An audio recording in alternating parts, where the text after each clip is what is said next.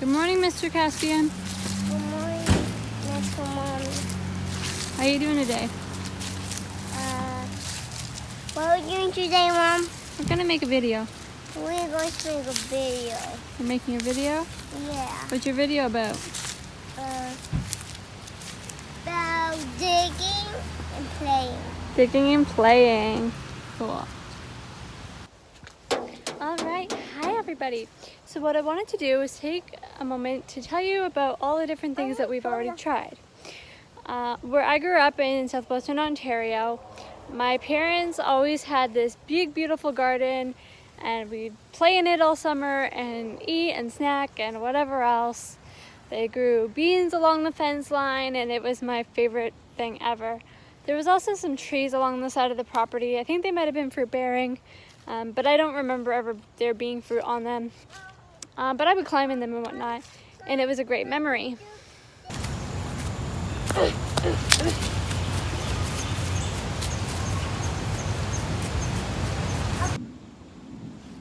So we moved from that house when I was in second grade to a small town in a big warehouse. We lived across from a park, but we no longer really had a garden or any of that.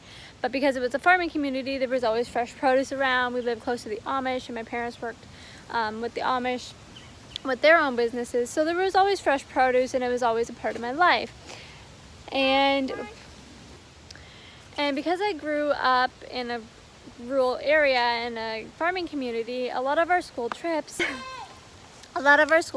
were nature-based, and either we were help planting trees on farms, or we were on farms learning about erosion and the minerals and fossils and all kinds of different things. So my whole education was kind of centered around nature. And a lot of my favorite memories are definitely those trips and those experiences. So they've really shaped who I am today. And when I moved here to the States, to Georgia, it was kind of a rude awakening. It was a whole new environment. I didn't know any of the native plants. I didn't know what the soil was like. I just felt really out of place, and it made things really difficult for me, because even though we have this really decent chunk of rental property, I just haven't been able to grow anything, and for the past 5 years it's been so frustrating. And this year I threw my hands up and admitted defeat, because I just couldn't figure it out. How do you grow in Georgia clay soil? I tried raised beds, I tried growing directly in the ground, I brought in bags and bags and bags of fertilizer and topsoil, and I still couldn't get anything but like tomatoes to grow. I had a broccoli grow, but it took like pretty much an entire year, and it was like a head the size of my fist. And I'm like, why? Because I grew up in this farming community. It should be easier than this, right? But it was only really this week that I realized what's going on and why these practices don't work here in Georgia. So I kind of wanted to take you guys on this adventure with me and with us in our little homestead homeschool. Where is he? He's over there. And just share with you our journey in trying to move from where we are now, implementing these new things that we're learning, and hopefully create something beautiful. Sure. And I'm hoping that taking these steps that are manageable and going and implementing these things as we're learning about them will not only help us to better understand these principles, but to also be successful in our garden and in creating a homestead. So let me show you the few things that didn't work for us. So when I first got here to Georgia, we got married, and I got pregnant within the first month of our marriage. So I don't know if you can really tell, but there's a kind of a depression here, a big rectangle. So what I had done is, during my pregnancy, I had taken about a foot down of weeds and soil, and I had made this bare patch, and I put down bags and bags and bags of soil and fertilizer and whatever else, and I have no idea what I was planting. I know I threw in a couple tomatoes and peppers and some other things, and nothing really grew at all. There actually used to be a tree right there, but it fell last winter and broke, or 2 winters ago, broke the fence, and it actually just fell down this summer because it was finally completely rotted, so now it's just a big beautiful hole of mulch. But nothing grew in this spot, and the issue here was it's obviously too shaded. It's fall now, and it's about 9-10 in the morning, so it's completely covered by the trees. All of our back neighbors here are pretty densely wooded, enough that it's just filtering light. So because I was pregnant, my whole idea was I wanted my child, to grow up the way that I did, having a big beautiful garden, but it just wasn't a realistic option to have it where we had it here. It's too far from the house.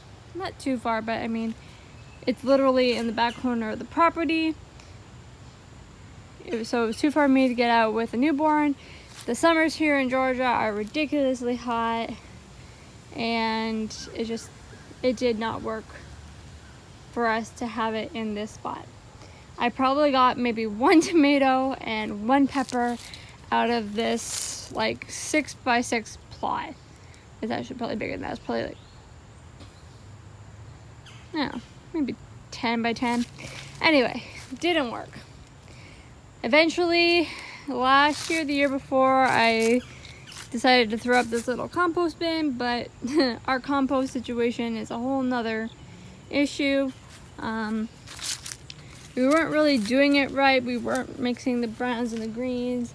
This is probably from 2 years ago, and it's just barely starting to break down.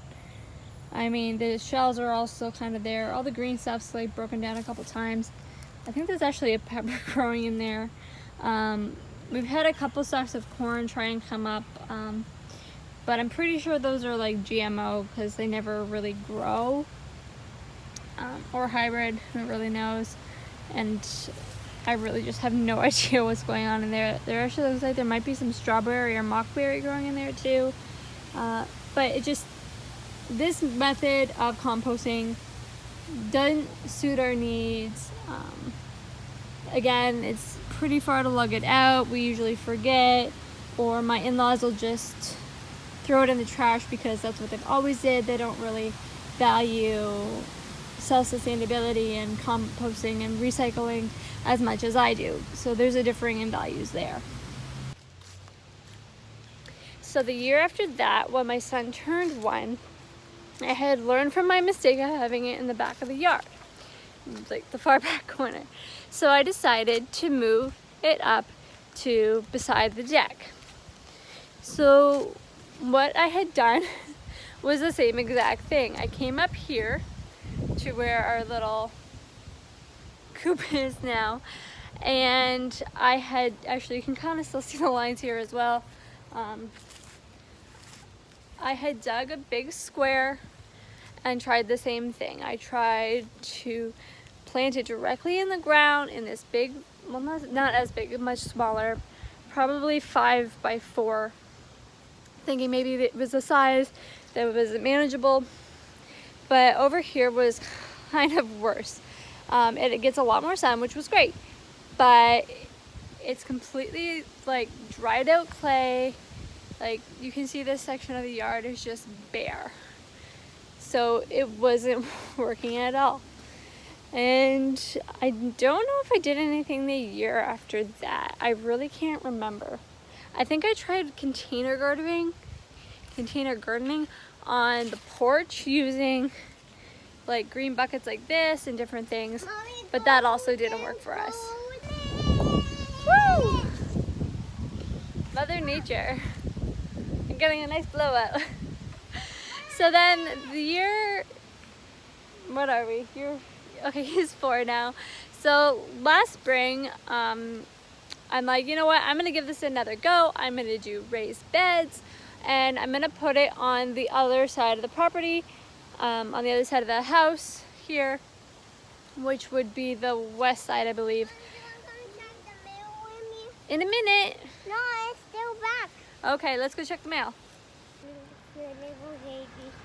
So I had taken some of our savings, and I went online and I bought a greenhouse. Mom, how about I hold them for a while, and when Teals come, I can give this to Teals. Okay, great idea. Thank you. And So I had bought a greenhouse, and I grabbed some cinder blocks, thank you, and I had put the greenhouse up on some blocks just so that it wouldn't be directly on the ground, and I could get about 6 inches to a foot higher, just so that we had a little more clearance. So this is where it was last year. Actually, 2 years. Okay, I've had it longer than I thought. Okay, so about 2 years ago. So for 2 seasons it sat here, and for 2 seasons it was a mess.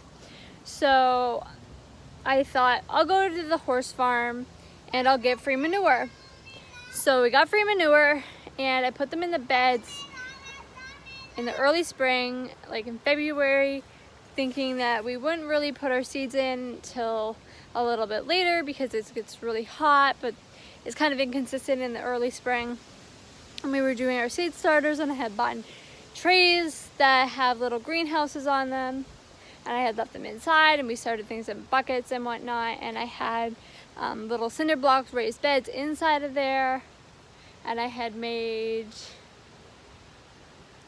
kind of a little bed on the one side of it, and then I had a raised bed over there, and one here that had tomatoes and beans.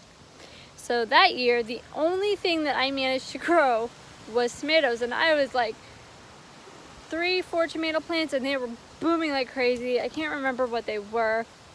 I had a couple different kinds. I had like a beefsteak and like maybe like a cherry or like a plum tomato. I don't really know what they were, but they were great. I had a lot of tomatoes. I had more than enough from like 3-4 plants, and I'm like, well, this is great. All I can grow is tomatoes. And I actually got to the point where I'm like, well, if tomatoes are the only thing I can grow, I'm only gonna grow tomatoes. But this year we had tried a couple different things. We started our seeds slower, and we started them later because for the past few years I always started in February, but then we'd get a cold snap around Easter and everything would die, because the springs here have been weird. It'll be like February and like 80-90, and then it'll go back down to like 60 or 50 in March or April, and like it shocks the plants. So everything died, and that's what happened this year. And I was so frustrated because I had finally gotten up the nerve to try again, and it just wiped me out.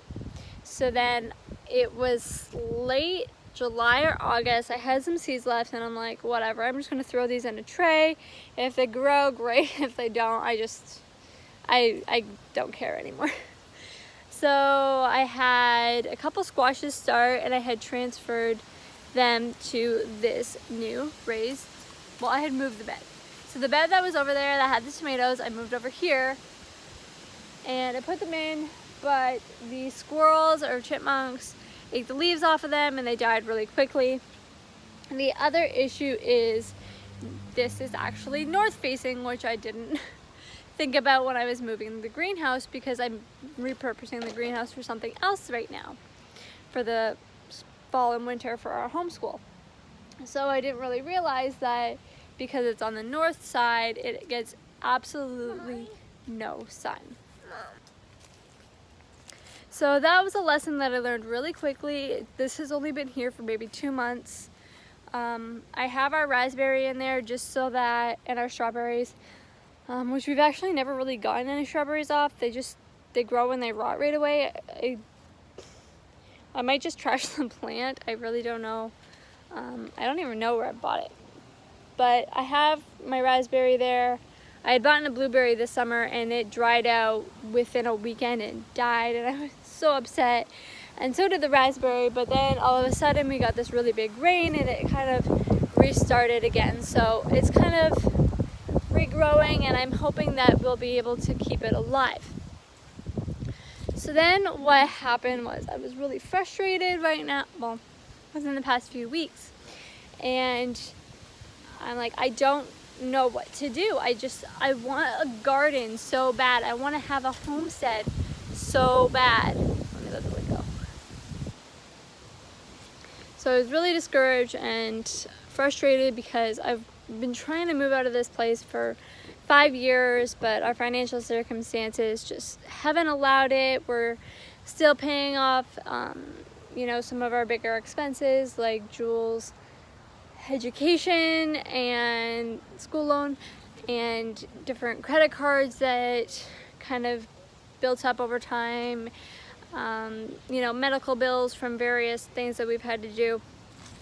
And it's become really frustrating, and I'm like, I know I'm supposed to do what I can with what I have, but I can't do anything here. And I'm like, I don't know what to do.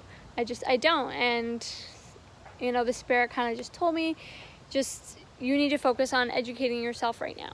Don't worry about, wanting that, that big farm that you want. Don't worry about trying to find a property. Just hunker down and educate yourself. So I'm like, fine, that's what I'll do. So I started doing research. I bought myself a new notebook. I cut up magazines from like Home and Garden, and I found pictures that resonate with what I want in my life. And I put those in my book. And I got some targeted ads. I've been following High Sierra for a while, but I had gotten a targeted ad for their webinar on permaculture, and I'm like, you know what? I really like taking webinars. You usually get lots of really great information that usually, sparks you to look into something more. So let me go ahead and try this webinar. I had actually signed on to watch it and then got busy with other things, so I had to go back and watch the replay, which actually took me like 3 or 4 tries to get through, but I actually got through all of it, and it just blew my mind. I'm like, this is why none of these methods have worked for me. This is why the soil is crap here. This is why I'm supposed to be studying and reading things first before implementing. This is what I'm supposed to be doing. This is what I've been missing. This is why I've felt empty and unfulfilled in this specific area of my life. It just is like, it hit me like a ton of bricks, and knowing that that's what it is, and knowing that I can get to where I want using these tools has given me so much hope. And that's what I want to share with you in doing this kind of mini series along with the course that I'm going to be taking, because it's 52 weeks and it's kind of like a permaculture design course, but it's like a watered down version. So hopefully I'll get great information and get to share with you along the way. So what I had done after watching this webinar was, we have this fence line that I created using down branches from the past few winters. There was a couple bigger storms, and in the fall, the dead stuff will fall off the trees. We got a couple big ones this year from the big pines and whatnot just out of nowhere. So I had made this fence a year or 2 ago, mainly to keep the dogs and cats from going on that side into the street and kind of keep them in the big backyard area. So I'm like, I know I have enough branches. I'm not going to spend money on making a big raised bed. I don't have that kind of money right now. I need to focus on what I can do with what I have. So I grabbed some of the branches that weren't supporting the fence line, and I made this section here. There. My finger. There. And I had moved one of my raised beds over here because this is the southeast side and it gets more sun. It gets a little more filtered sunlight throughout the day. And in the afternoon it gets a fair amount of direct sun, but not too much. And in the evening it gets some really nice filtered sun as well. So I had taken the branches and I had made a little plot, and I'm like, you know what? These food gardens are so inspiring, and I know that my landlord and my in-laws are gonna have a massive cow if I like mulch the entire yard. So I'm like, let's do something a little more manageable as we work along with this process, and that way we don't get in too over our head, but we have a good enough space to plant what we need and what we like. And so I made it a little bit bigger, and that way we can work from both sides and the ends, and that way it backs up against the fence and kind of blocks everything in. And we have our hidden chicken coop that we're working on. Again, that's another thing that I'm not totally understanding about how these people are doing what they're doing with permaculture, because there's so many ordinances. Our county doesn't allow anything.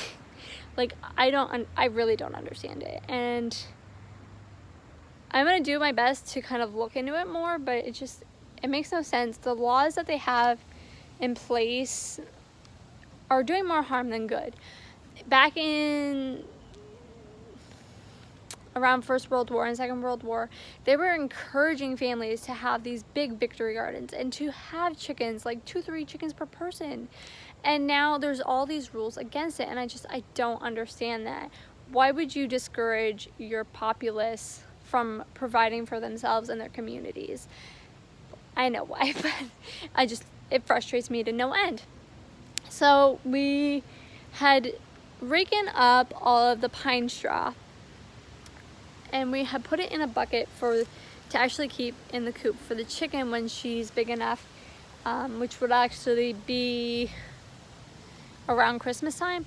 So we didn't really need it right now, but I wanted to clean up the yard because it gives us something to do with our homeschool. And we had rounded it all up. We had cleaned out the play area. Let me just show you that quickly. It had been really overgrown with the pine straw for 2 years, and I couldn't understand why it looked so messy. And then when we had our homeschool group, we were just out here hanging around, so I'm like, let's just kind of clean it up a bit. And it made such a difference, and I'm like, this is a lot of pine straw, we could probably do something with it. But I had just tucked it under the tree line, because really that's all I could do right now. So we had cleaned up this area, and it had like 2-3 years worth of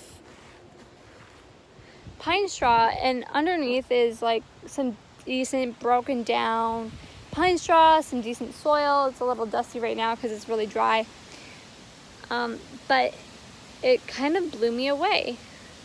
So we had moved it, and I set it aside. My father-in-law actually went and put it in the tree bed that's in the front, which kind of ticked me off after I had done all that work. And I'm like, the trees out there don't need it. So just let me show you guys, because I'm on the topic. So this has been getting all of the dead leaves and sticks and branches and pine straw for at least the 5 years that I've been here. And I came and I started raking it up the other day, and it's got some decent breakdown. Like, it's probably, broken down enough that we could probably directly plant into it without a problem. So what I started doing was raking some of this up, and I went and cleaned out this bed, which actually was a mess as well. I don't think anybody's cleaned it in 2 years. So I went around. I think I missed a pile here, but it's actually great because now I can show you. So it's like just leaves and broken down dirt and a bit of flowers and leaves from some of the different lilies and things. None of our lilies actually flowered this year, but it broke down really good. And I noticed that the soil here and the plants here do pretty well. Whatever this tree is, I'm pretty sure it's a fruit tree, hasn't had anything on it as long as I've been here. I cut it back a lot this year so that Catherine could actually use it as a climbing tree. But everything in here does pretty well. We had 2 lilac trees that push out flowers like crazy. And I'm like, well, if these plants And those trees are doing so well. Why is that? And it's the same principle. It's all of this broken down natural material that's feeding these trees and not feeding the yard. And I've been a big advocate for leaving leaves in place to create natural ecosystems in the fall, but because of city ordinances and my father-in-law and our landlord and our gardener, they don't agree with that. So they get the leaf blower, blow them all away, and all of those beneficial microbes and plants and animals and decay just doesn't get to happen. And it just breaks my heart. And so this year I decided that I'm not going to take that. So I raked up all the leaves before they could have a chance to go and blow them. And me and Caspian got a laundry basket and a garbage pail, and we collected as much as we could and we threw it on in. So this section here has pine straw and some bigger leaves from whatever that tree is. It's like a peach or an apricot, nectarine, I don't know. Whatever it is. So all of the leaves from that bed and the lilacs are here with some pine straw. And here we had some tree clippings that we had actually used for the fence line. So I pulled them off the fence line and put them there as the ground cover so that I wouldn't have to use any paper or cardboard or anything. And then I put down some pine straw and then leaves on top of those. And as you can see, we started throwing our compost in yesterday for the past 2 days, and so we're mixing that in with it. And this section I'm pretty sure is actually going to do the best because this part is actually more broken down than what this thing is. But I did that on purpose because I want to observe how this is come spring in March, because that's 6 months from now, versus what this is. Because that's the whole idea of permaculture, is the observation. So if you see here, it's probably going to be, it's already dry. So last night we had actually put water on it. But this stuff is way more broken down and was really dusty and was already kind of a little more closer to what dirt is than obviously the leaves are, because the leaves are still really big. They're only a year or so this year's down stuff. So obviously this is a little more broken down. And what we did was we filled it in for a day or two. I added as many more branches as I could to kind of get some more height. As we get more down branches, we'll add to it. And that way we can have a little higher. There's about probably 2 to 4 inches, but what we do is we keep walking across it to compress it like you would if you were walking in the forest. So every day we come out and we walk across back and forth, and I'll show a picture of Caspian doing that. And then what we did last night was we threw some water on it like if it had rained, because we haven't had rain here in a week or two, as it's really dry this year. So that way we get some water to help it break down and attract all the kinds of bugs and worms and whatever, so that, because they like the moisture. And as you can see on this tomato, we're already starting to get a bunch of ants. There is actually an ant colony underneath. And that was a big issue here as well, is because it's so rocky, our yard is overrun with ants, and in the front we have ground wasps. And obviously, there's nothing to cut here, but the gardener keeps cutting the grass, and I keep saying, don't cut the grass, you gotta let it come back, you gotta let it seed.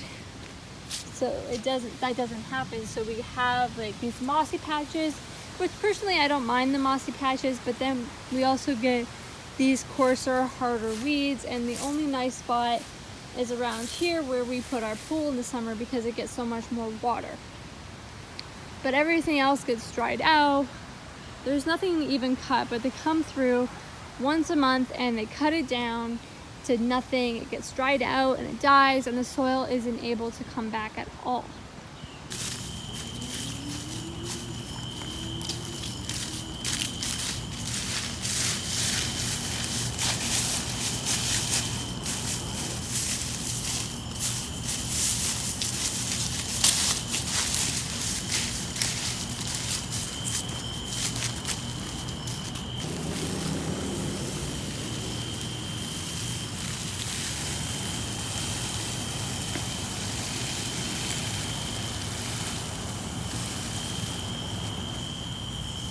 Downwards, Cass. Downwards.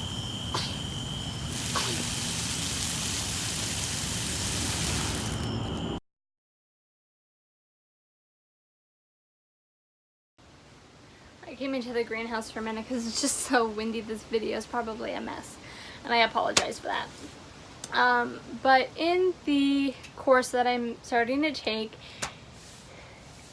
the first week is just, explaining what permaculture is and what it isn't, and the principles, which are working with nature and thinking of things as an investment and looking for solutions constantly and ways to be innovative, which I love because that's everything that I do on a daily basis.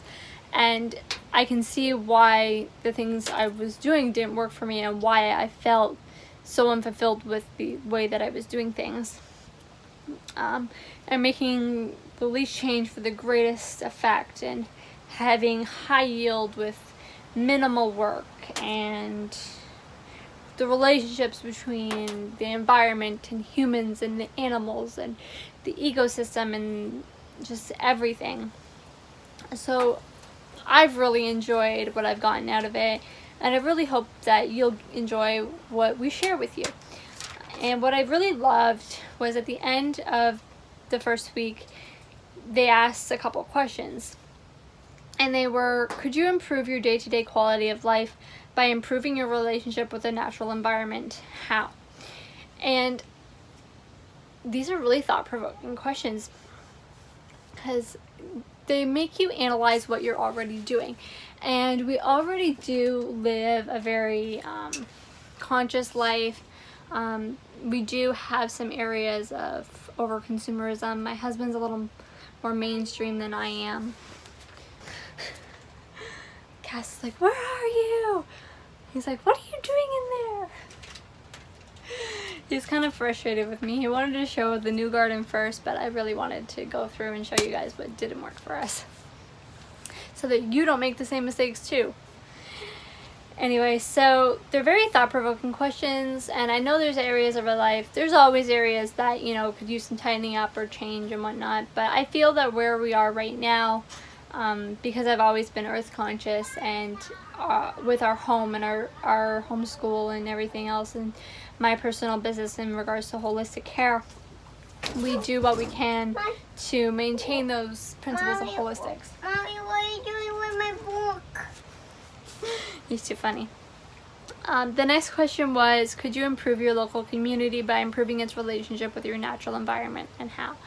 And I actually posed these questions to Caspian as well, just to help him think, and because I really want to include him, and this will probably be what we focus more on because he loves the garden and he loves being outdoors, and that's what I really want to instill for him, because everything that I'm creating is for him and my future generations, because the whole idea with permaculture is that you're responsible first for you and those whom you bring into this world.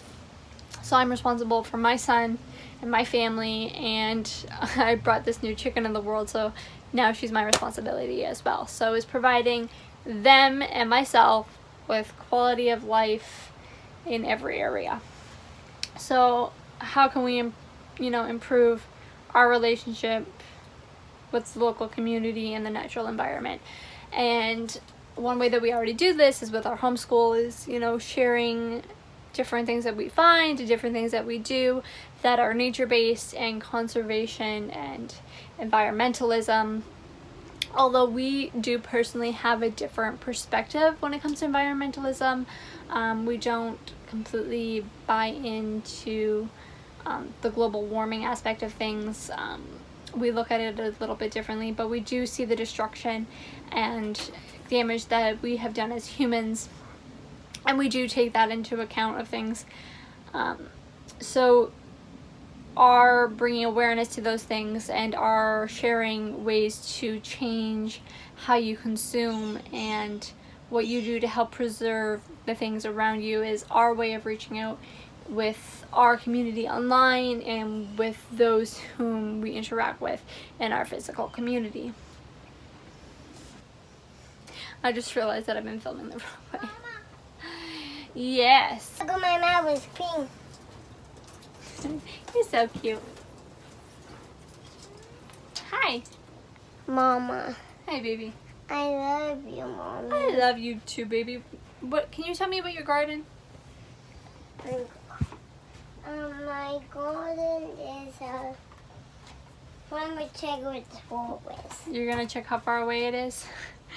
So the next question that was posed was, can you find areas in your home, life, garden, community where you're working against nature rather than with it? And this one really made me think, and I still, great, I still can't really identify that one.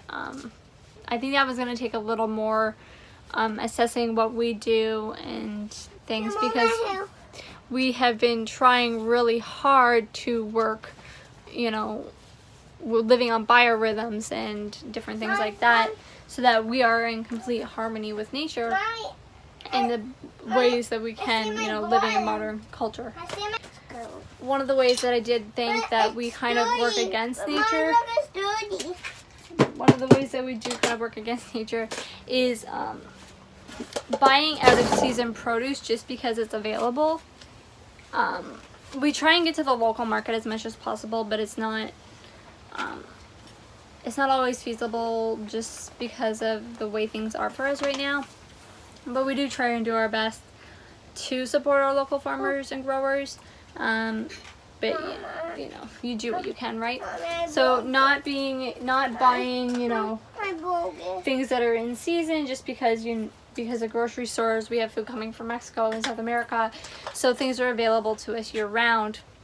And I think that's one way that we are really working against nature, because nature provides what you need in the season that you have it.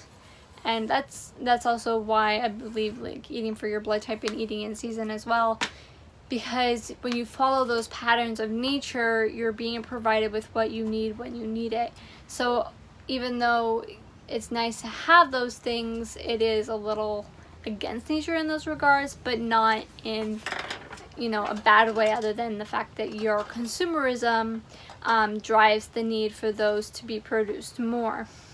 So that's one thing that I personally kind of wanted to look into more, to see how we can get what we need but not create that demand where we are having produce trucked in from countries that are thousands of miles away in a season where they would not typically be growing for us or available to us. Even though those things are healthy and beneficial for us, it's not very sustainable. The last question that was posed was, how do all of these aspects, elements, and components of your life, home, garden, community, work together as a system? Where can that system be improved so that it promotes healthy, regenerative relationships? And these questions are so thought-provoking because they really make you analyze your entire life. And that's one thing that we're really going to have to sit down and do, is look and see where there is too much consumerism. And I already know that things like our utilities are going to probably be our bigger thing. Lights, gas, water, because we are connected to the system, and especially with power. It's a triangle. Yeah, our power bill is ridiculous. Mostly because my husband and my in-laws love the AC. Yes, it's nice to have, but personally I love an open window, but they run warmer, so they just can't tolerate it as long as we can. And even though I've tried to help them implement other things, they just don't see things the way that I do. So, you know, you can only do what you can for yourself. So what the heck is this? That's just where you were sitting on the ground. So doing what me and him can do to reduce our consumeration,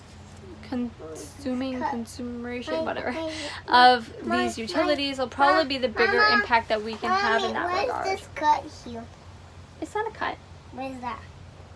It's just from where you were sitting on the ground, silly boy. You silly. So thank you for watching, and we hope that you learned some things and are gonna get excited for what we have to share. You're so silly. And we hope to see you again. Thanks for watching.